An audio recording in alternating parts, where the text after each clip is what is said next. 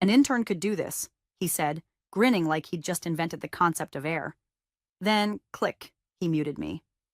My screen froze on Carter's smug face, framed by the kind of LED lighting only people who've never done real work think looks professional. Whole Zoom room went silent like the damn rapture hit mid-Q2 forecast. You could practically hear the intern in finance choking on his breakfast burrito. So that was it. 16 years of regulatory firefighting, data lockdowns, midnight calls to Luxembourg, and writing compliance frameworks so bulletproof they once got cited in an industry white paper. And I'm getting canned on a Monday by the founder's overcooked trust fund in khakis. Not even a one-on-one. Not even the dignity of letting me unmute to say go to hell with the poise I've been sharpening since 2009. Nope. Just silence. Then a chirp from HR Slack. Hi, Julia. Please drop off your badge and laptop when convenient today. No exit interview needed. If this is your kind of twisted office drama, hit that like button, tap subscribe, and toss some sympathy into the algorithm so our little storytelling team can keep unpacking these corporate car crashes for your listening pleasure. Seriously, 90% of y'all forget to subscribe, and it's colder than our break room fridge in January. Anyway, back to my downfall. I logged off that call without saying a damn thing, closed my laptop like a tomb, and just sat. I could hear my neighbor mowing his lawn through the window, completely unaware that a man-child with a PowerPoint fetish had just detonated my career from a standing desk. I made tea. Not the good stuff, just the bitter black bags you keep for guests you secretly hate. It fit the mood. Then I packed up. My badge, still on the lanyard from last year's data summit. My company laptop, riddled with sticky notes like archaeological layers, Q4 audit backup, Client B breach protocol, do not delete, EU temp keys. I left it all in a neat pile on my kitchen table. Drove to the office with the AC blasting like I was trying to freeze the rising nausea in my chest. Didn't cry, didn't rage, just rolled in like any other day, parked in my assigned spot, walked past the receptionist who couldn't meet my eyes, and rode the elevator up like a ghost. HR handed me 2 pages. One was a termination summary. The other was a tech checklist. No severance, no NDA, no mention of transition planning. No idea, apparently, that the logins they just reassigned to a summer intern were tied to more legal triggers than a CIA honeypot. I scanned the forms, signed with my backup signature, loopier, more dramatic, makes legal nervous, and said, I assume legal signed off on this, before sliding the pages back across the table. The HR girl smiled. Yep, Carter wanted it done fast. I nodded. Then fast it is. Walked out without looking back. Didn't even keep the mug from my desk. Left that too. A souvenir for whoever was dumb enough to think GDPR was just a European spelling of annoying. Back in my car, I sat still for a second. The silence was luxurious. No pings, no 2 a.m. Slack messages, no panicked data officer whispering about implied consent verbiage. And for the first time in years, I wasn't responsible. Not for them. Not anymore. I turned off my phone, poured a shot of vodka into my now empty teacup from the flask I keep in the glove box. I'm not proud, I'm prepared. And I waited. Not out of bitterness, out of curiosity. Because Carter had no idea what he'd just pulled the plug on. And I knew exactly what was coming next. The badge slid across the HR desk with the soft finality of a coffin lid. No, thank you for your years of service.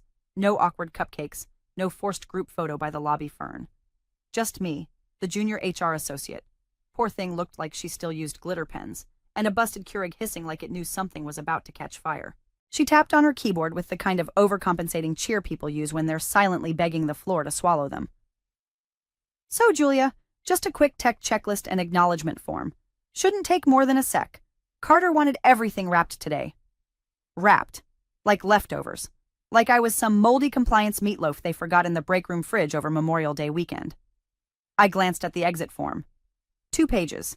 No severance, no transition plan, nothing from legal, just bullet points. Badge returned, laptop accounted for, access credentials to be transferred. Transferred to who, exactly? Right on cue, a guy in cargo shorts walked past the HR window, holding my laptop with both hands like it was radioactive. Tyler, the intern. I'd trained him 3 summers ago. He once asked me if our GDPR reports were, like, for marketing or something. A wave of disbelief passed over me so fast it almost made me laugh. But I didn't. I signed. Slowly, clearly. with my alternate signature, the one that curls at the J like a noose. Quick question, I said, laying the pen down. I assume legal signed off on all this? The HR girl blinked, her smile faltering. Yeah. I mean, Carter said it was all good. So not legal then. Just Carter.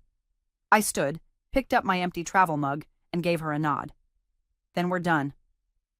I walked out like I'd just mailed a bomb. Calm, deliberate, already imagining the ticking that no one else could hear. Because here's what they didn't understand, and what Carter, in all his Harvard-like brilliance, couldn't possibly have known. My credentials weren't just for show. They were embedded, legally, in every consent record, every compliance key, every international data transfer protocol that crossed our servers. My digital fingerprints were the damn gate code. Stripping them without a proper offboarding? That's not just sloppy. It's federal. I drove home slow, like I was pulling away from a crime scene I hadn't committed yet. By the time I got inside, my work Slack had already deactivated. Email, too. They were fast, I'll give them that. A little too fast. No one thought to forward anything. No one reached out for a handoff, or a contact list, or even the location of the secure backups I'd password protected with a failsafe clause only legal could override. I microwaved a burrito, watched the cheese bubble like it knew a secret. My cat, Calvin, batted at my elbow, demanding his 11 a.m. treat like clockwork. He was the only creature in my life whose routine still made sense. Just as I sat down, a ping echoed from my personal phone. Signal from a former coworker, Dave from infrastructure. Hey, heads up. Carter just asked in the all hands if GDPR applies to us. Tell me this is a bit. I stared at the message. Then another ping. Rachel from legal. Your name's still on the DEA contact list? He didn't mention anything about transition. And a third, this one anonymous via Signal. Please tell me someone changed the keyholder registry before you left. Nope, no one had. Because I had built that system to not be easy to change. You don't hand nuclear codes to an intern. You don't swap out the custodian of record on 3 years of transatlantic data contracts with a shrug. There are forms, reviews, audits, timelines, whole federal guidelines for this crap, and they'd bypassed all of it. For speed, for streamlining, for ego. So I made a cup of tea. The good stuff this time. Loose leaf Assam I save for moments when the house is silent and the storm hasn't hit yet. Then I sat. Not anxious, not angry. Just still. Because they didn't know what they'd done. But they would. Oh, they would. By noon, my phone was vibrating like a toddler after 5 Capri Suns. First message was from Dave again. Carter just asked if GDPR applies to us. Please tell me this is a joke. It wasn't, but it was a punchline. A very expensive one. Second message came from a paralegal I used to mentor. Hey, did they update the DEA contact? Because your name's still in the registry, and there's a request for signature pending on the compliance server. I didn't respond, just stared at my cup of tea, slowly steeping, turning darker with every second like a bruise developing in real time. Deleted Slack. Not out of spite, out of mercy. For me. For the part of me that had already walked away and didn't need to watch the house burn from the front lawn. The truth was, I'd seen this storm forming 3 months ago. Carter wasn't subtle. He came in all chirpy LinkedIn buzzwords and synergy acceleration. Started asking questions like, why is compliance such a cost center? And do we really need separate signatories for EU data? That's when I'd started my little side project. See, years ago, during a particularly nasty audit cycle, I'd proposed a protocol system. Every data transfer, every regulatory touchpoint, every legal backup documented and logged in a living chain. Verified, time-stamped, password protected. It was supposed to be a way to protect the company. But I'd added a twist. A small legal footnote buried in the access framework. Any removal of the custodian of record without transition acknowledgement and signature by counsel constitutes a breach of compliance protocol under Internal Rule 9G. And that footnote? Signed and approved by the founder himself during the peak of the Cambridge fallout when everyone was terrified of liability and throwing signatures around like confetti. I opened the file, local copy, encrypted of course, and checked the logs.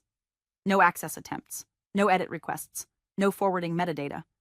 They hadn't even opened it, which meant no one had transitioned me out. No one had changed the records. And the moment the intern, or God help us, Carter himself, tried to sign off on anything regulated, the system would log the attempt and trigger a chain reaction. The kind that ends with a red flag on an EU regulator's desk, or a delayed response that counts as intentional noncompliance, or a ping to the DEA saying their registered point of contact no longer exists. That's the thing about data law. It doesn't wait for you to understand it. It doesn't care if your dad started the company. It only cares that the person listed on the paperwork is reachable and authorized, which I no longer was. Another ping from someone in client relations. Julia, did you take the backup access list with you? The EU client portal just went into failover mode. Nope. I didn't take anything. It just followed me out the door because it was all built with my name in it. You can't patch over that with a new login and some duct tape. That system was a cathedral of bureaucracy, stone by stone, clause by clause. And Carter had just knocked out the keystone. A third message, no sender ID. There's a consent framework expired warning on 3 client dashboards. Is this tied to your exit? I took another sip of tea. It tasted better now. In the quiet that followed, I stared out the window and watched a crow land on my fence. It tilted its head at me like it knew something. Maybe it did. Crows are smarter than Carter, after all. I'd spent years keeping the threads tight, the protocols clean, the paper trails bulletproof, because I knew that someday someone would get cocky, would cut corners, would think the quiet woman in the corner office was just another bureaucratic checkpoint instead of the entire damn firewall. And now that day had come. And I didn't have to do a thing. Not anymore. Because the system was already ticking. At 10:47 a.m., the fuse lit. The intern, Tyler, bless his khaki-shorted heart, initiated a routine internal audit run through the compliance console. Probably because Carter told him to check for redundancy metrics, or whatever corporate Mad Libs he'd scribbled on his whiteboard that morning. That audit pinged our auto-compliance bot.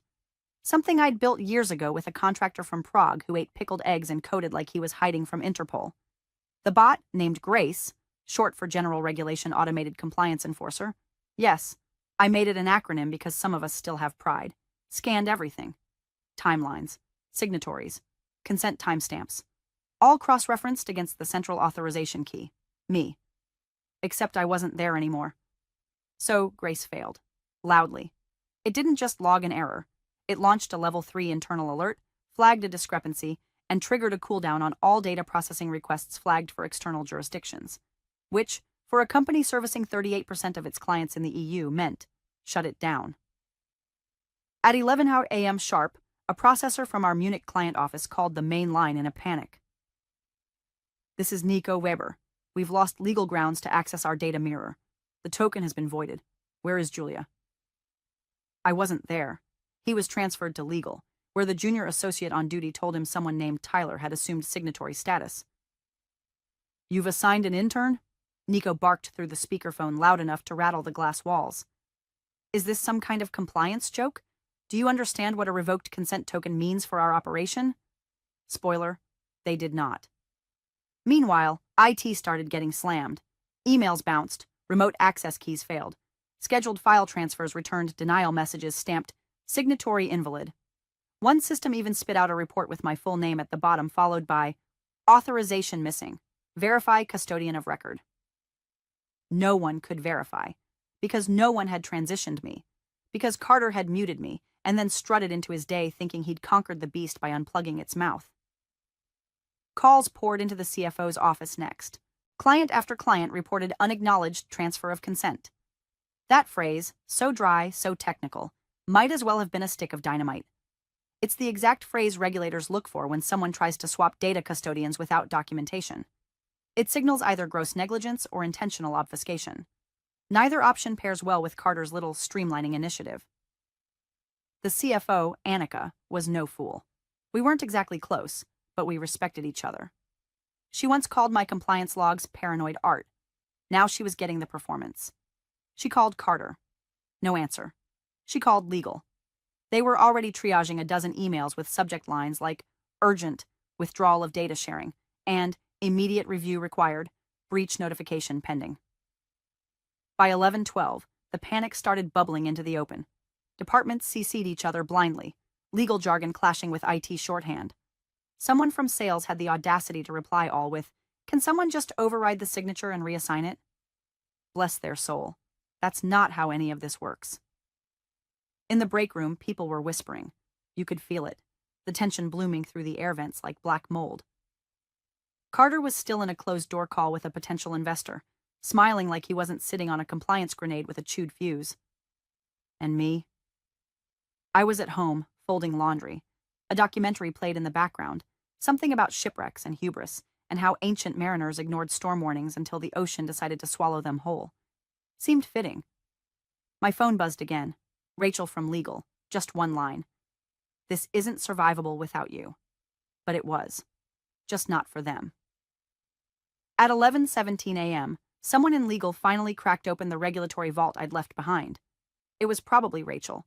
She always read the fine print, the one who flagged a semicolon inconsistency, once that saved us a $200K renegotiation. She'd gone silent the past couple months. Carter didn't like people who talked in full sentences about risk. But now, she was digging. What she found wasn't subtle. It was surgical. My name was everywhere. Everywhere. Custodian of record on EU consent frameworks. Keyholder on our deferred enforcement agreement with the U.S. Department of Commerce. Lead signatory on 5 cross-border data transfer protocols. Emergency override on the anonymization watchdog system. And not one of those designations had been transitioned. No signatures. No acknowledgements. No legal review. Nothing. It wasn't just negligence. It was corporate suicide written in courier font. At 11:22 a.m., a partner law firm forwarded a formal notice. Pending regulatory breach under Articles 27 and 28 of the GDPR. Access to EU citizen data must cease immediately. Continued processing without an authorized representative constitutes criminal liability under EU law. This is not a drill. That last line wasn't legalese. That was panic, professionally formatted. Legal scrambled. Rachel hit up IT. IT looped in compliance. What was left of it, which was apparently just Tyler and a 6-week-old onboarding checklist. Carter? He was still in a meeting 2 floors up talking about infrastructure elasticity and minimizing operational drag. He was pitching investors, selling his shiny restructuring initiative, completely unaware that half the company's client infrastructure was now radioactive and the other half was poised to follow.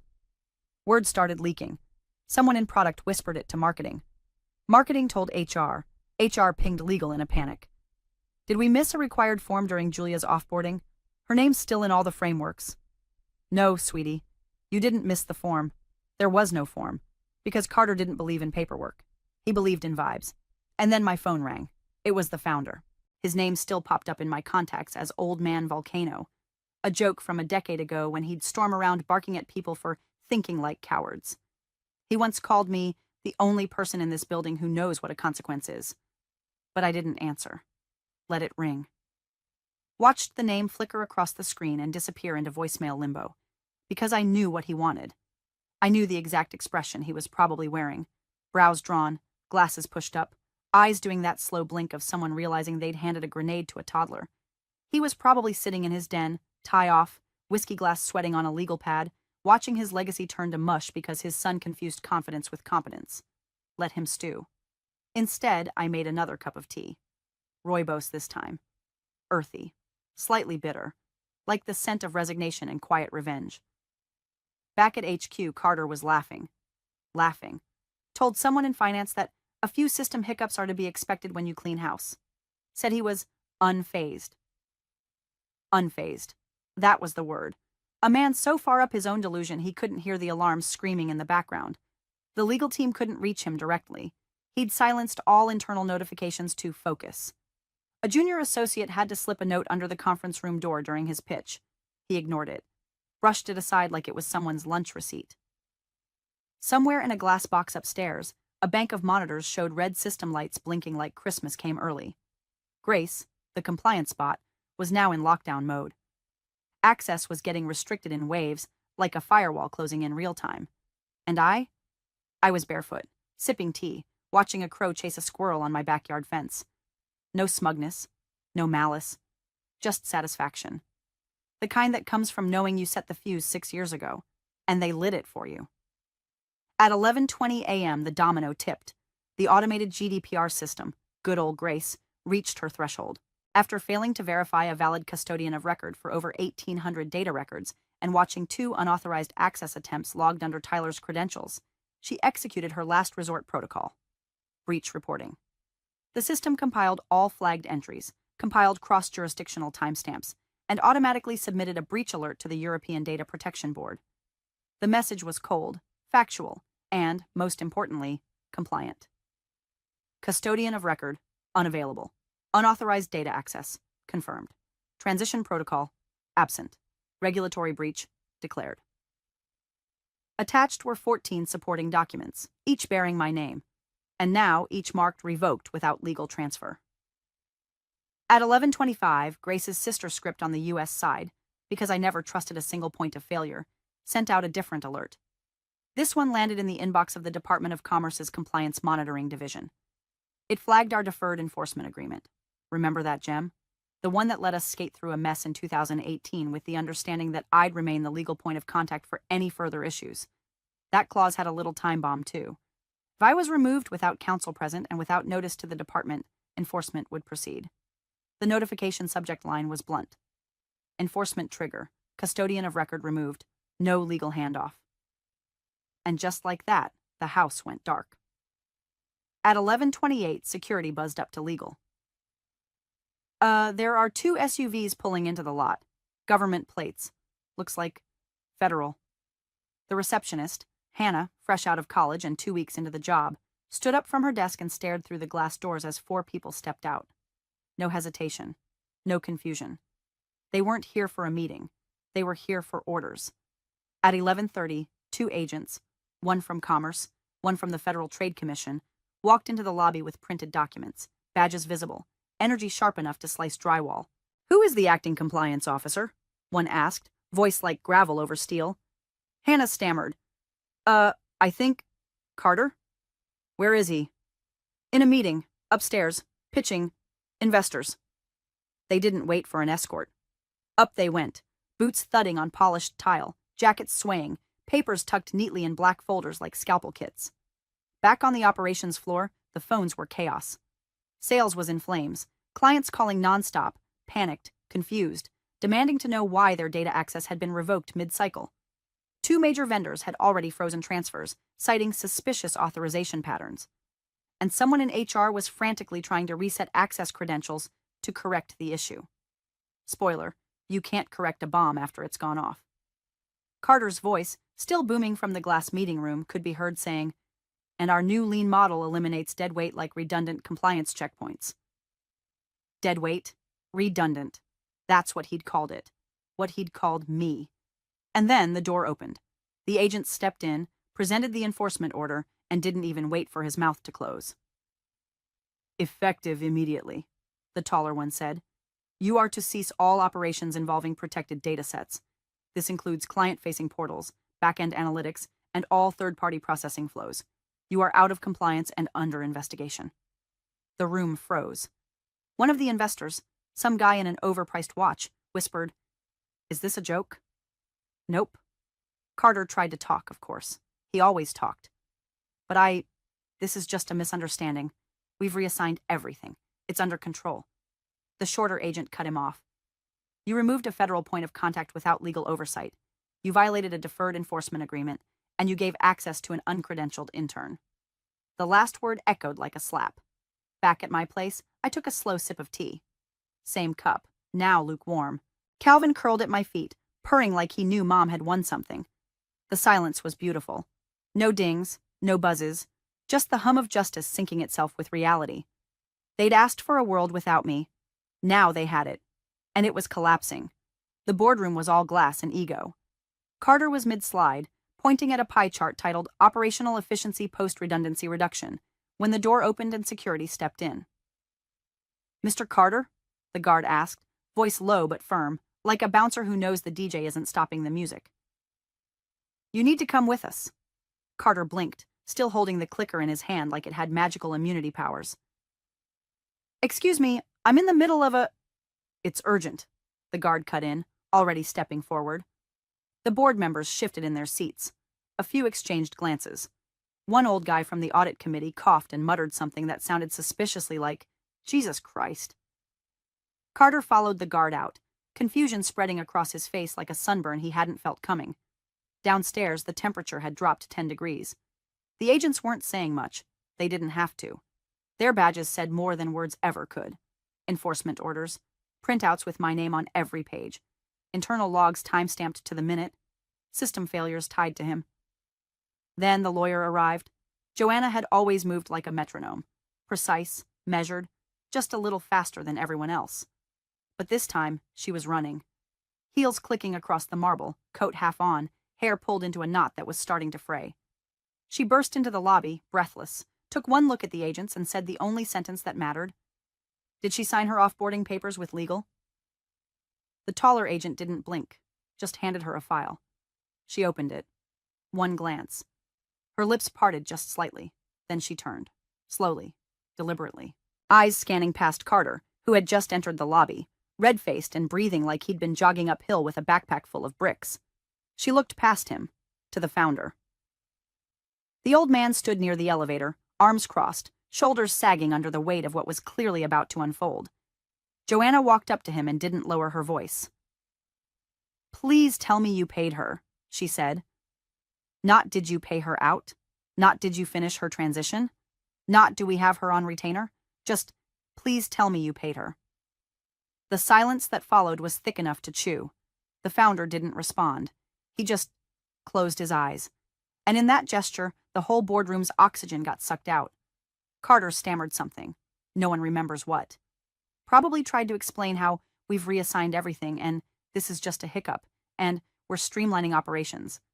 But none of it mattered. Not now. The agents stepped in again. "Operations must halt immediately. Access logs are being reviewed. You will receive subpoenas. This is not optional." Joanna stared at Carter like she was mentally calculating how long it would take to fire him without violating HR protocols.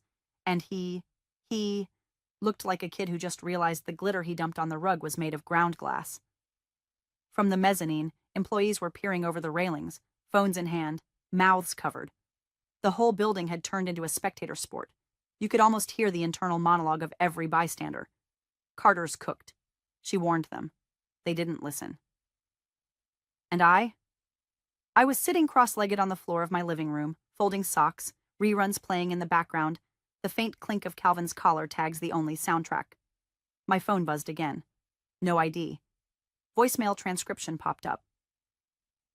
"Julia, this is Joanna.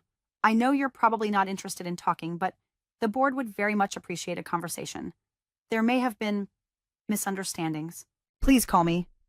I let the screen dim. I wasn't angry. I wasn't triumphant. I was finished.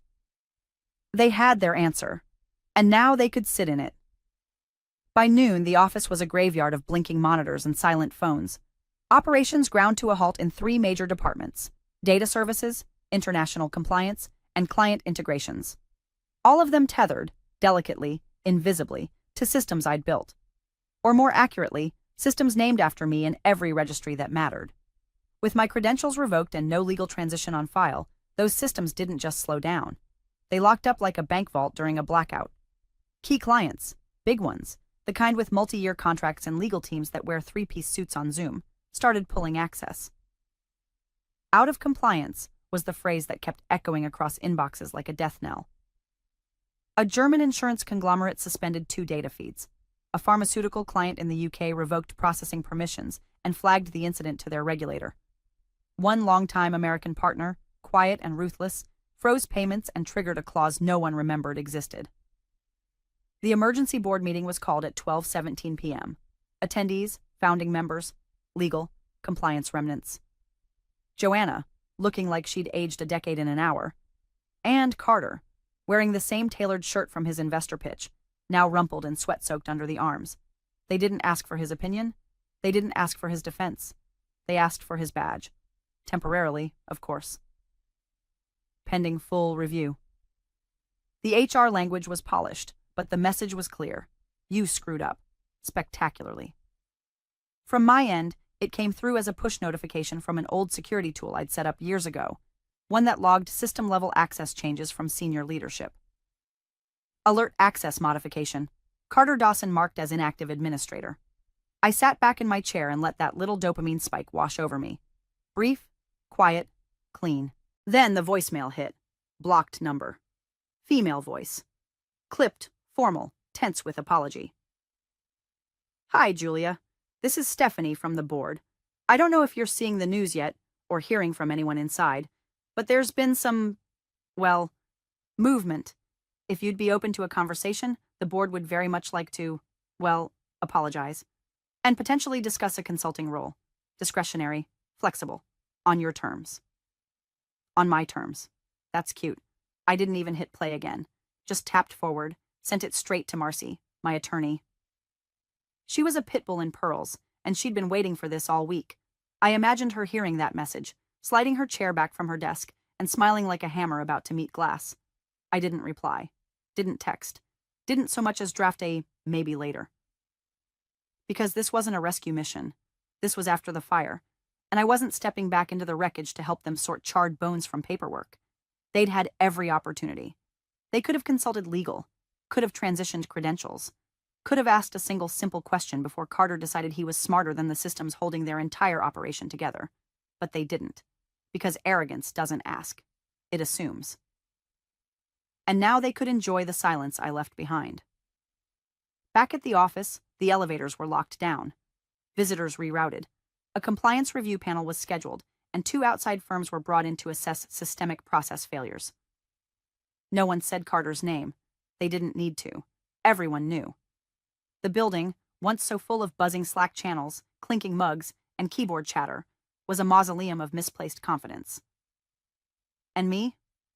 I reheated my lunch, fed Calvin half a can of tuna for being an emotional support menace, and opened a new folder on my laptop titled Retainer Discussions. Justice doesn't always arrive with fireworks or fists. Sometimes it just calls, politely, and waits while you hand it to your lawyer. The conference room was silent but for the hum of the HVAC system, pushing cold air across a table full of paper ghosts. Joanna sat at the head, sleeves rolled, jaw tight. Her paralegal stood behind her, eyes glued to a thick file folder that hadn't seen daylight since the pre-pandemic compliance review era. The founder was there too, hunched over like his chair had aged with him, and across from them sat Carter, deflated, tie askew, face drained of the smug color it used to wear like war paint. No one spoke. Until Joanna did. "We missed something," she said, voice flat. She didn't look at Carter. She looked at the folder. "This," she continued, opening it with surgical precision, "is your former employee's contract. Julia Greer, Director of Data Compliance. 16 years of service. Impeccable record. Minimal turnover. No HR flags." She slid a page free from the back. "And this," she said, placing it face up on the polished wood, "is her addendum. Executed in 2021. Risk mitigation phase. Signed by legal, compliance, and..." She turned her eyes to the founder. "You." The founder didn't blink, didn't flinch. Just sighed, slow and quiet, like an elevator descending through a collapsed shaft. Carter leaned forward, trying to understand. "What is it?" Joanna didn't soften. "A clause. Inserted during a routine policy review after our last audit scare. Drafted by Julia. Reviewed, approved, filed." She tapped the clause with her pen. "In the event of involuntary termination of the undersigned without presence or involvement of legal counsel during the offboarding process, including but not limited to document review, credential transition, and role dissolution, the company agrees to a contractual liability payout of $2.7 million USD to be rendered within 30 days of breach." A pause. The kind of pause that kills careers. "Did you," she asked, still calm, "have legal present when you fired her?" Carter swallowed. "No. I didn't think it was..." "You didn't think." She turned to the founder. "Did you authorize a carve-out to that clause?" He shook his head. "Once. Slow." "Did you know your son removed the only person legally binding our DEA compliance agreement from all systems without oversight?" Another head shake. The founder didn't open his eyes. Joanna looked back to Carter. Her voice stayed even, but now it had teeth. "You've not only triggered a multi-jurisdictional breach investigation, endangered our regulatory standing with 3 agencies, and cost us 2 top-tier clients. You've also personally activated a 7-figure payout clause." Carter blinked. "It's enforceable?"